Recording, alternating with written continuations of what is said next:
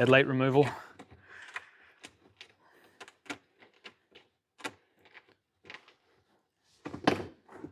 Just peel back that carpet there, remove the rubber grommet.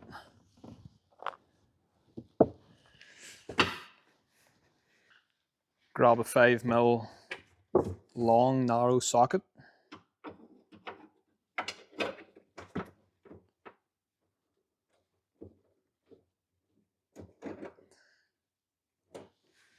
And turn it towards the back of the car.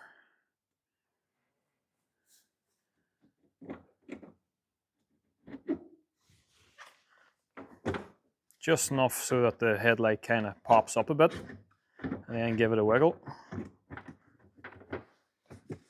Sometimes you might need to turn it back a little bit.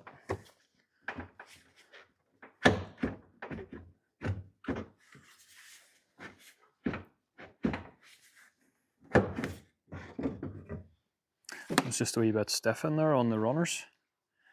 That headlight is in good condition, just a bit yellow, needs a polish.